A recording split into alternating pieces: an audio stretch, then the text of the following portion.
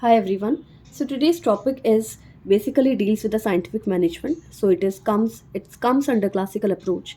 It is also called revolutionary management. जैसा कि हमें पता ही है कि फेडरिक विंसलो टेलर को फादर ऑफ साइंटिफिक मैनेजमेंट कहा जाता है. तो अगर बात करें कि why to read the history, so history is always very important if we look at the future.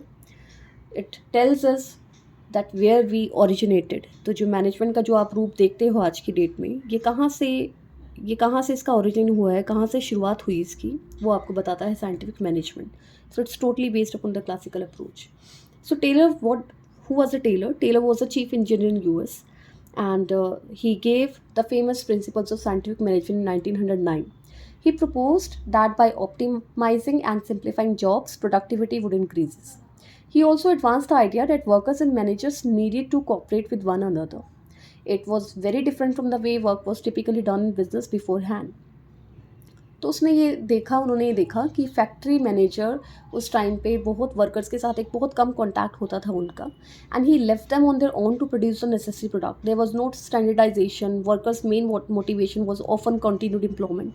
There were no incentives, and the kind of things were being done at the shop floor, it was really messy because there were no such kind of techniques or some kind of process which was standardized that never been used. All right. तो जो scientific management है FW Taylor की approach, वो पूरी की पूरी shop floor पर आधारित है. It is all based on the shop floor. तो अपने काम को सिंप्लीफाई करने के लिए प्रिंसिपल्स ऑफ साइंटिफिक मैनेजमेंट की शुरुआत की गई. According to the definition, scientific management is concerned with knowing exactly what your want men to do and then see that they should do it in the best and cheapest way. All right. इसका मतलब क्या हुआ कि किसी भी काम को करने के बहुत सारे तरीके होते हैं. सबसे बेस्ट तरीका you have to find out. You have to find out the best way to do that particular job. This is called scientific management. अगर आपके पास क्वेश्चन आए कि is it applicable in today's world, yes it's applicable in today's business houses also. Reason being, there are a lot of things you can do, there are a lot of ways to do the work, but you have to find out the best way on the basis of some scientific selection and scientific basis. All right, so let's move further. Elements and tools of scientific management. So Taylor conducted various experiments at his workplace, that means shop floor, to find out how human beings could be made more efficient by standardize the work and better method of doing the work. So यहाँ से शुरू होती है आपकी techniques और features of scientific management. The first one, separation of planning and doing. Alright. So before Taylor scientific management, workers used to plan about how they have to work, what instruments were necessary, but Taylor emphasized that planning should be left to the supervisors and the workers should be emphasis only on operational work. इसका मतलब क्या हुआ कि पहले ये देखा जाता था कि जो भी गैंग बॉस होता था या जो भी लीडर होता था, जो भी वहाँ शॉप फ्लोर पर आता था, उसी को ही सब कुछ प्लानिंग करनी पड़ती थी और डूइंग फंक्शन भी उसी को ही करने पड़ते थे. यानी कि सारे के सारे काम उसी के सर पर थे. It means there's a lot of burden on that person.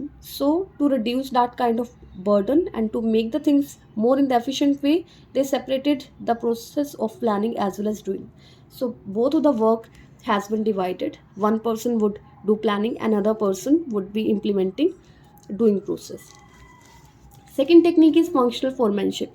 It is based on the specialization of function. In the system, 8 persons are involved to direct activities of workers. 4 persons are planning in charge and 4 persons are concerned with the production in charge. Same जो भी हमने ऊपर किया उसका basis है ये कि 4 लोग प्लानिंग करेंगे और 4 लोग डूइंग फंक्शन को देखेंगे. It means 4 people will be handling planning functions and 4 people will be handling production function. Planning in charge में कौन कौन आते हैं आपके? रूट क्लर्क कौन होते हैं? He ensure the sequence of completing a particular work. किस सीक्वेंस में चल रहा है काम, वो रूट क्लर्क का काम है. Instruction clerk prepare instruction card for the workers. It means that how the work should be done. Time and cost clerk, he will decide that when the work is to be started and what will be the cost. Disciplinary, ensure discipline in the organization. So these 4 work has been categorized under the planning functions: root clock, instruction clock, time and cost clock, and disciplinary. Next part is the production in charge. Production in charge includes 4 people again: speed boss, check the speed of workers. Inspector compares the quality according to the standards. Maintenance keep machines in good condition. And gang boss, that is the group leader. So the job analysis, third point, he has emphasis on job analysis. It is done to find out one best way of doing the job which requires least movement, less time and cost. जैसे कि हमने अभी देखा भी है कि ये principles देने से पहले जो एक मोटिवेशन था FW टेलर का इस इन प्रिंसिपल्स को देने के पीछे, वो ये था कि हर काम को करने के लिए बहुत ज़्यादा टाइम लग रहा था, मेहनत लग रही थी, कॉस्ट भी ज़्यादा आ रही थी, किसी भी काम को करने का एक सिस्टमैटिक वे नहीं था। तो इसके लिए जॉब एनालिसिस किया गया जिसमें 3 चीज़ें शामिल होती है आपकी: time study, motion study and fatigue study.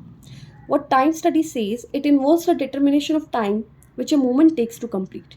The movement which takes minimum time is the best. It helps in fixing the fair work for the period.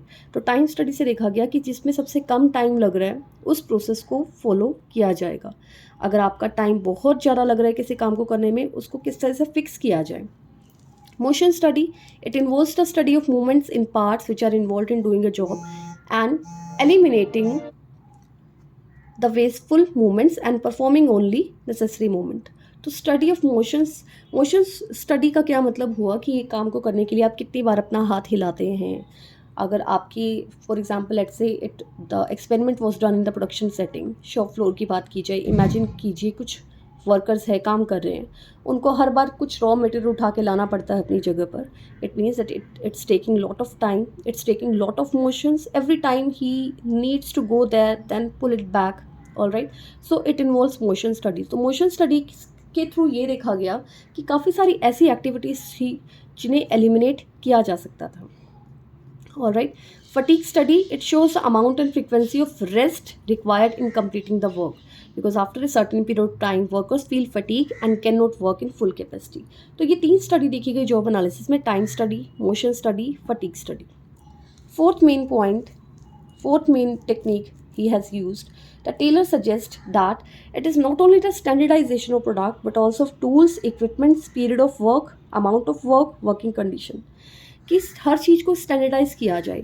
Standardisation of not only of products but also the tools by which production is going to be processed, equipments which tools are being worked, how much time would be applicable to complete those tasks, how will be the working condition. So these things should be fixed in advance on the basis of job analysis, कि इनको पहले से ही decide करके रखा जाए कि ये काम करने हैं और ये जो टूल्स होंगे, इक्विपमेंट होंगे, ये किस टाइप के होने चाहिए.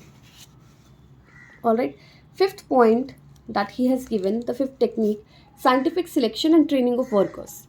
Taylor has suggested that workers should be selected on scientific basis, taking into account their education, work experience, aptitude, physical strength, and proper training should also be given. And the motivation behind this technique, before that, he observed that a lot of workers are being just coming to the shop floor without having any previous experience. They do not have any kind of skills. They are not expertise in their particular field. So it was very difficult to shop manager to manage all of the workers together without any particular skill. तो उन्होंने emphasize दिया कि अगर आप workers को proper training दोगे और उससे पहले जो आप सिलेक्शन करोगे, अगर उसका बेसिस अच्छा होगा सिलेक्शन का, अगर आप चुन चुन के लोग लेकर आओगे तो आपकी मुसीबत ही कम होगी और उनको ट्रेनिंग देकर उनके स्किल्स और इम्प्रूव किए जा सकते हैं, जिससे अल्टीमेटली प्रोडक्टिविटी इंक्रीज हो जाएगी. फाइनेंशियल इंसेंटिव्स के बारे में भी सोचा गया that it can motivate workers to put in the maximum effort. Taylor has suggested that the wages should be based on individual performance, not on the position, कि वो जैसा काम करेंगे उसी के बेसिस पर उनको इंसेंटिव्स मिलेंगे. Another technique he has used economy, that the techniques of cost estimates and control should be adopted. Stress laid on maximum output with limited resources at a less cost. तो पूरी कहानी इसी के पीछे थी कि मैक्सिमम आउटपुट होना चाहिए, लिमिटेड रिसोर्सेज के साथ हम काम कर रहे हैं और कॉस्ट उसकी कम आनी चाहिए. All right. Mental revolution. Scientific management depends upon mutual cooperation between management and workers. He also observed that cooperation should be there between management and workers. There should be kind of mental change in both of the parties, because in its absence, no principle of scientific management can be applied. So production if increases, profit should increases and wages भी increase होनी चाहिए. Last जो technique FW Taylor ने दी वो थी differential piece wage plan. If workers finishes worker within the standard time or more output within the standard time, he will be given higher piece wage system. कि या तो standard time में कम time में ज़्यादा काम कर दिया या फिर ज़्यादा काम कर दिया उसी स्टैंडर्ड टाइम में, तब भी उनको उसी के अकॉर्डिंग पीस वेज मिलना चाहिए। On the other hand he is below the standard, he shall be given lower piece rate. इसका मतलब इंडिविजुअल इवैल्यूएशन होना चाहिए। Standard amount of work should be fixed earlier in advance so that you know actual production should be compare with the standard ones. अगर आपको 50 units बनाने के लिए बोला गया है, तो अगर आप 55 यूनिट्स बना रहे हो, 60 यूनिट्स बना रहे हो उतने ही टाइम में, तो आपको वेज रेट भी उसी के अकॉर्डिंग ज़्यादा मिलनी चाहिए। और अगर आप 50 की जगह 40 यूनिट्स बना रहे हो, तो आपको जो वेजेस होंगे वो कम मिलने चाहिए। वो होगा आपका डिफरेंशियल पीस वेज सिस्टम। अगर हम बात करें प्रिंसिपल्स ऑफ साइंटिफिक मैनेजमेंट, अभी हमने फीचर्स की और टेक्निक्स की, तो principles of scientific management number 1, replacing rule of thumb with science. Principles क्या होते हैं? These are already established set of standards. Alright, तो scientific investigation should be use for taking managerial decision instead of taking decision of opinion, intuition और rule of thumb. तो rule of thumb को replace किया गया science के साथ। Organised method, standardisation tools, standardise equipments, with the help of job study, job analysis, it has been done. Number 2, harmony in group action, which we had just taken up, that cooperation should be done within the workers as well as management. All right, groups में harmony होनी चाहिए, respect की भावना होनी चाहिए, again corporation होना चाहिए। Next point is maximum output, कि उन्होंने एम्फोसिस दिया कि ये जो सारी कहानी है ये किस वजह से हो रही है, that organisation should achieve maximum output in place of restricted output. So it is beneficial to both the parties. एक तो ऑर्गेनाइजेशन को फ़ायदा हो रहा है कि उनका प्रोडक्शन बढ़ रहा है, दूसरा वर्कर्स को भी फ़ायदा हो रहा है क्योंकि डिफरेंशियल पीस वेज के अकॉर्डिंग अगर वो ज़्यादा काम करते हैं तो उनको ज़्यादा वेजेस भी मिलती है। ठीक है, तो development of workers, scientific selection, training of workers, ये सेम पॉइंट आपका फीचर्स ट्रेनिंग में उसमें भी था, टेक्निक्स में। Then equal division of responsibility, की रिस्पॉन्सिबिलिटी इक्वली डिवाइड होनी चाहिए मैनेजर्स और वर्कर्स में। The manager should be responsible for planning and organising, whereas the worker should be responsible for the execution of work as per the instructions. तो ये पूरी कहानी है साइंटिफिक मैनेजमेंट की।